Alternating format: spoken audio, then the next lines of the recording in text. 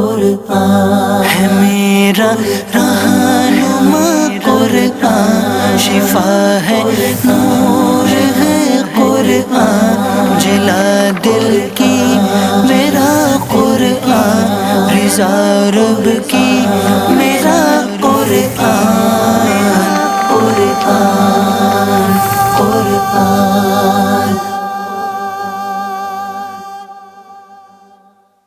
الحمدللہ رب العالمین والصلاة والسلام علی سید المرسلین، اما بعد فاعوذ باللہ من الشیطان الرجیم، بسم اللہ الرحمن الرحیم۔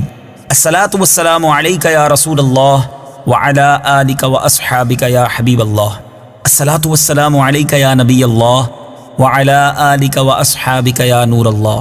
میٹھے میٹھے اسلامی بھائیوں اور مدنی چینل کے ناظرین، مدنی چینل کا سلسلہ ہے ایک قصہ ہے قرآن سے۔ قرآن ہے میرا رہنما قرآن، شفا ہے نور ہے قرآن، جلا دل کی میرا قرآن، رضا رب کی میرا قرآن، قرآن قرآن۔ آج اس قرآنی قصے میں ایک بڑا ہی پیارا واقعہ آپ کو سنانا ہے۔ آپ نے ویسے بہت سارے گواہوں کے بارے میں سنا ہوگا، لوگ گواہی دیتے ہیں کسی معاملے میں، مگر قرآن کا جو قصہ آپ کو سنانا ہے اس میں ایک 4 مہینے کے بچے نے گواہی دی تھی۔ آپ سوچ رہے ہوں گے یہ کیسے ممکن ہے؟ جی ہاں، یہ عجیب و غریب واقعہ قرآن میں موجود ہے کہ فقط 4 مہینے کے بچے نے اللہ کے حکم سے بولنا شروع کیا اور ایک بڑے اہم معاملے میں گواہی دی۔ یہ واقعہ کس کا ہے؟ یہ واقعہ ہے حضرت یوسف علیہ السلام کا۔ آپ کو جب آپ کے بھائیوں نے کنویں میں ڈال دیا تو ایک شخص جس کا نام مالک بن زعر تھا، جو مدین کا باشندہ تھا، ایک قافلے کے ہمراہ اس کنویں کے پاس پہنچا اور اپنا ڈول کنویں میں ڈالا تو حضرت یوسف علیہ السلام نے اس ڈول کو پکڑ لیا۔ مالک بن زعر نے آپ کو کنویں میں سے نکال لیا تو آپ کے بھائیوں نے اس سے کہا کہ یہ ہمارا بھاگا ہوا غلام ہے۔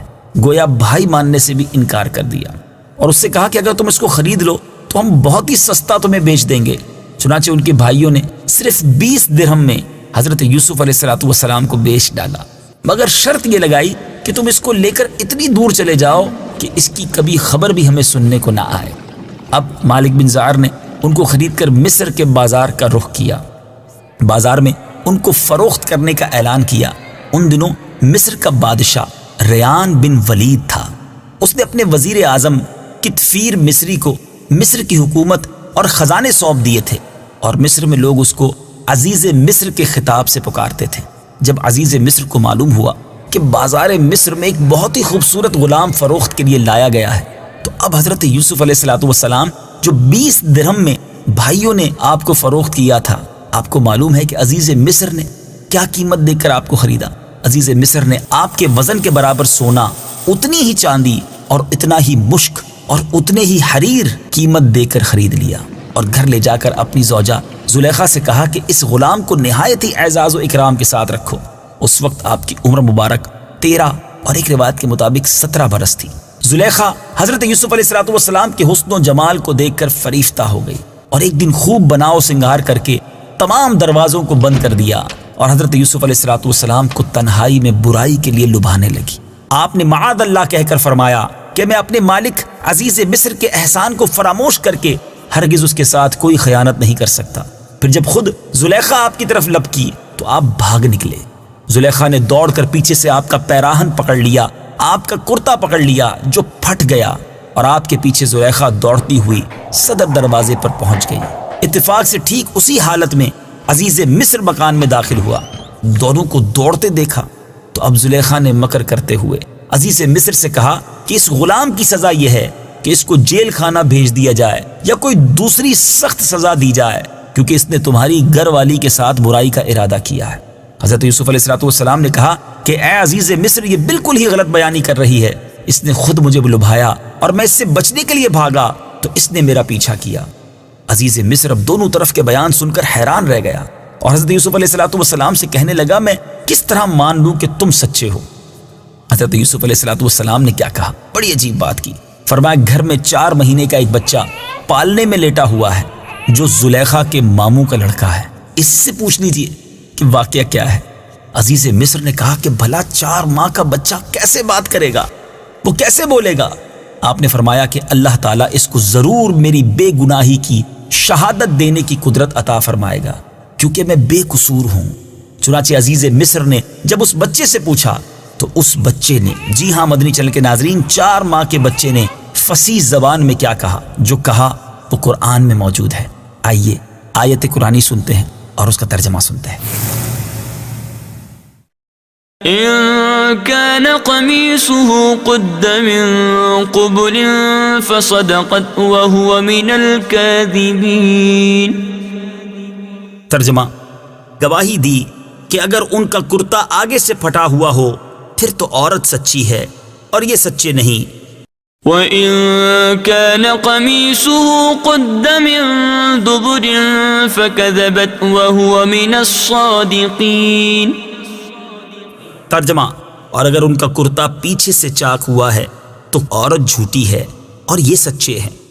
اب بچے کی زبان سے عزیز مصر نے یہ شہادت سن کر جو دیکھا تو اب دیکھا کہ حضرت یوسف علیہ السلام کا کرتا پیچھے سے پھٹا ہوا تھا، تو اس وقت عزیز مصر نے حضرت یوسف علیہ السلام کی بے گناہی کا اعلان کیا، اور جو کچھ کہا قرآن اس کو یوں بیان کرتا ہے۔ إِنَّهُ مِن كَيْدِكُنَّ إِنَّ كَيْدَكُنَّ عَظِيمٌ۔ ترجمہ، بے شک یہ تم عورتوں کا مکر ہے، بے شک تمہارا مکر بہت بڑا ہے۔ يوسف أعرض عن هذا واستغفري لذنبك إنك كنت من الخاطئين۔ ترجمہ، اے یوسف تم اس بات سے درگزر کرو، اور اے عورت تو اپنے گناہ کی معافی مانگ، بے شک تو ہی خطا کاروں میں سے ہے۔ میٹھے میٹھے اسلامی بھائیوں، یہ واقعہ آپ نے سنا، بڑا ہی عجیب و غریب، 4 ماہ کے بچے کی گواہی دینا اللہ کے نبیوں کی کیا شان ہوا کرتی ہے۔ اور یہاں ایک اور بات ہم سب کے لیے بہت بڑا درس ہے۔ لوگوں میں تو ہم گناہوں سے بعض اوقات بچ جاتے ہیں، لوگوں کے سامنے ہم نیک بھی نظر آتے ہیں، لیکن اصل بات یہ ہے کہ جب اکیلے میں گناہ کا موقع بھی ملے اور انسان اس وقت گناہوں سے بچ جائے، اس وقت اس پر اللہ کا خوف طاری ہو جائے، اور یہی اللہ والوں کا طریقہ ہے۔ اللہ کریم ہمیں ظاہری طور پر بھی نیک بنائے اور باطنی طور پہ بھی اپنا پسندیدہ بندہ بنائے۔ امیر اہل سنت کا وہ شعر ہے نا، ہوں بظاہر بڑا نیک صورت، کر بھی دے مجھ کو اب نیک سیرت، ظاہر اچھا ہے باطن برا ہے، یا خدا تجھ سے میری دعا ہے۔ اللہ کریم ہمیں اکیلے میں بھی گناہوں سے بچنا نصیب فرمائے، اور ظاہری طور پر بھی لوگوں کے سامنے بھی اپنے خوف سے گناہوں سے بچنا نصیب فرمائے۔ مدنی چینل دیکھتے رہیے، اسی طرح فیضان قرآن لوٹتے رہیے۔ حضرت یوسف علیہ السلام کی حیات طیبہ کے ابھی بہت سارے قصے، بہت سارے واقعات آپ کو سنانے ہیں۔ انشاءاللہ اگلے سلسلے میں حضرت یوسف علیہ السلام کے ایک مبارک کرتے کا ذکر کرنا ہے۔ کیسا کرتا تھا، با کمال کرتا تھا، ایسا کیا تھا اس کے اندر، انشاءاللہ اگلے سلسلے میں سنیں گے۔ مدنی چینل دیکھتے رہیے۔ صلو علی الحبیب صلی اللہ تعالی علی محمد صلی اللہ علیہ وسلم۔ قرآن ہے میرا رہنما، قرآن شفا ہے، نور ہے قرآن، جلا دل کی میرا قرآن، رضا رب کی میرا قرآن، قرآن